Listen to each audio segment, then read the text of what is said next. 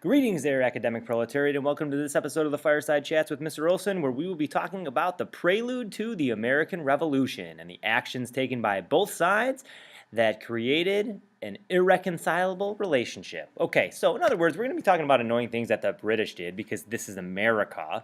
So I'm not talking about annoying things that they do involving tea, like putting their pinky up or slurping. I'm not even talking about beef eaters, and I'm definitely not talking about imperialism, but I am talking about taxation. So let's get going. There's a guide that goes along with this video, and you're going to have to create it on your own. It'll look something like this, but if you want to pause me and write down this sort of chart in your notes, it should help you go through it. Those are the 7 things that we are going to talk about. So let's hit the ground running. And without further ado, I give you historical context. Historical context of the Revolution, you should think immediately of the French and Indian War. French and Indian War was a war between the French and the British and involved Indians on both sides. But during this war, Britain makes 2 important decisions. It decides that in order to win the war, it's going to enter what it calls deficit spending, which means spending into debt in order to win the war. And it's going to try and neutralize the Indians by passing the Treaty of Easton. This treaty basically tells the Indians that the British are going to leave them alone if they stop fighting with the French. Okay, sounds good in the short term, but in the long term, is that really going to be able to happen? Well, let's wait and see. Anyways, the war ends with the Treaty of Paris, which is a British victory, largely because of those 2 things that the British were able to do during the war. So Britain wins, and they gain all the land between the Mississippi River and the Appalachian Mountains. Now, this leaves Britain with 2 major issues. Defense, how are we going to make sure that that Treaty of Easton is seen through, and then debt. What are we going to do with all the money that we spent during the war? Okay, in addition to the French and Indian War, there are a couple of other things that we need to take into consideration. One being the Navigation Acts, which were passed in 1660, but have kind of been hanging around the colonies, and the colonists were sort of ignoring it, and the British really didn't care, and it wasn't an issue until, of course, the British needed money. The Navigation Acts were intended to support British mercantilism and told the colonists that they could only trade with the mother country. It was to keep them from trading with France. Britain really didn't care. They were practicing what's known as salutary neglect. Just so long as the colonists made money, traded with Britain enough to keep Britain happy, the British Crown didn't really care. During this time period, though, with this little enforcement of the Navigation Acts and other laws, the colonists started to gain a sense of autonomy, started to gain a sense of independence, not that kind of independence, but independence like doing things on their own, having self-governments and all that stuff.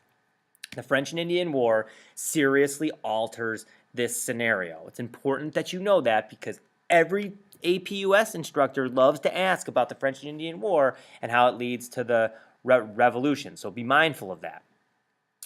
Okay, so what we're going to do now is exactly what Willy Wonka is saying here. He wants to hear more about how salutary neglect is over, so let's go.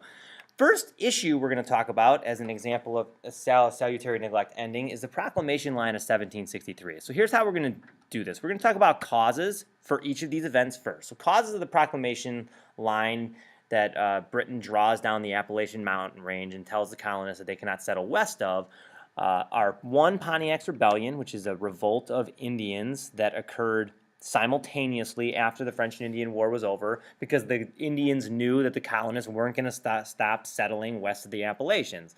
So they raise up, they have an uprising, they go after the colonies, and they inflict some serious damage on the colonists. But Britain sees this as a really, really bad thing because 1, their job was to protect the Indians now, and 2, they don't want to pay for any more wars. So what does Britain do? Well, they draw this line. And so Pontiac's Rebellion happens before the line. Now, after Pontiac's Rebellion, British Parliament says, let's not let the colonists settle west of the line anymore, and that's where they come up with this. Let's draw this line down the mountain range and make sure that the colonists behave themselves. Well, what do you think the colonists are going to do? You're right. They laugh at the British, and they settle west anyways. Because in the colonists' eyes, they just fought a war to settle there. Why would they want to stop? They don't.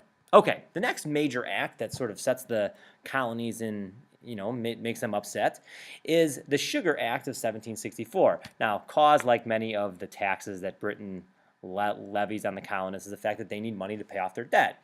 Now, this act is commonly has misconceptions with it. A lot of people think that it's just a tax on sugar, but it's actually not. It actually lowers the tax on sugar, making it less expensive, because Britain was hoping that colonists would buy sugar from Britain instead of France, because if they're buying it from Britain, they're going to have to pay taxes to Britain. but it has other things wrapped up in it. For example, it's going to crack down on smuggling by trying smugglers in vice admiralty courts instead of by juries of their peers. So, for example, instead of smugglers being put on trial and have a jury of other smugglers, they're going to be put on trial and they're going to have a jury of British people. Which do you think they'd rather have? The smugglers, right? So anyways, the colonists react to this by beginning to cry out about unjust taxation measures, and they continue to smuggle anyways. Okay, so that brings us to the big granddaddy of them all, the Stamp Act in 1765. The Stamp Act gets a lot of press when it really didn't do anything. Okay, so the cause again is that the British need money, and the description of this is it requires a revenue stamp on all legal documents, paper. It includes things like dice too, but let's focus on the paper for now. So basically, there's a stamp that says that the tax has been paid, and then when that's because paper sellers have to pay that tax, they pass off the higher price to their customers. So now, the colonists react in a couple of different ways. First, they form they form a freedom group called the Sons of Freedom, or the Sons of Liberty. And this group starts the cries of no taxation without representation, which is one of the most famous sayings from this time period. Anyways, Britain counters this by saying, oh, colonies, you are represented. You're virtually represented by the merchants who buy and sell with you. The colonies don't agree with that one bit, so they keep on with a no taxation without representation slogan, but they amp it up a little bit. They start to harass tax collectors, and they meet together in a unified group in the Stamp Act Congress to talk about what they're going to do.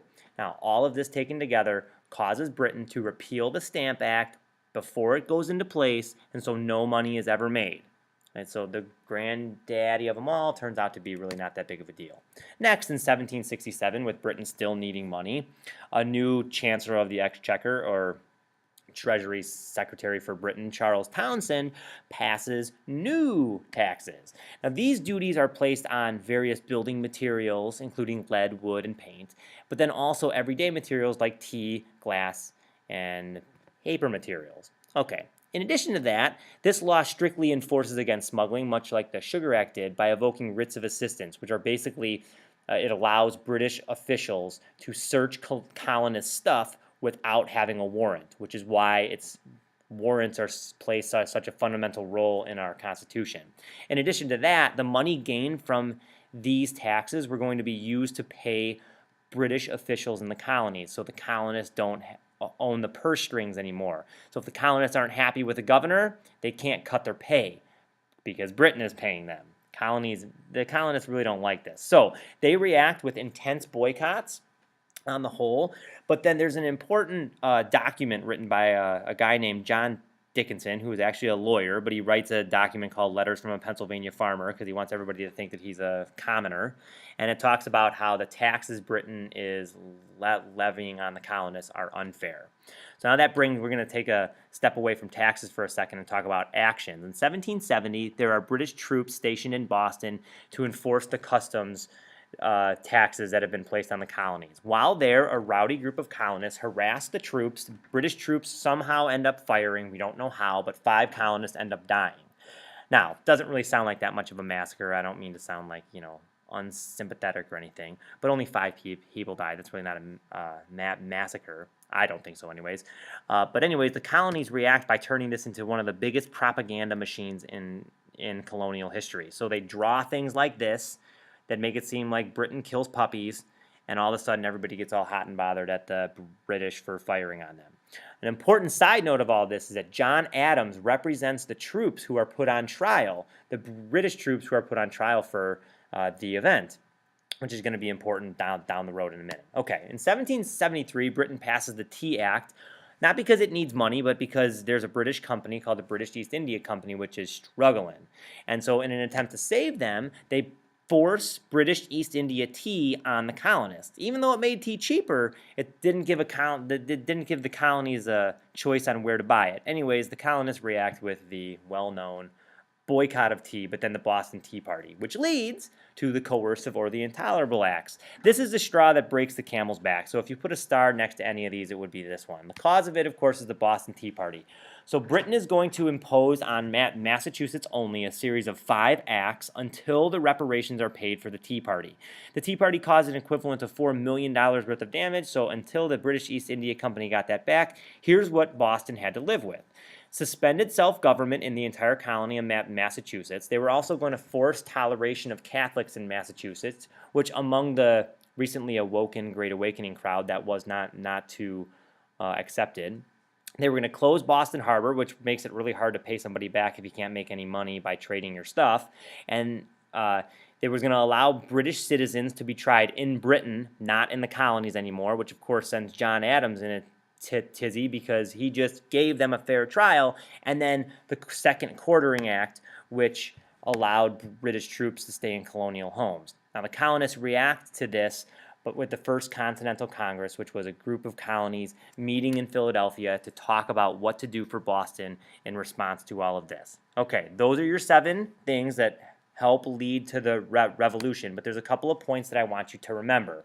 First thing, the American Revolution and the War for Independence are not the same thing. The Revolution comes first and helps lead to the war when the colonists realize that there's nothing else that they can do.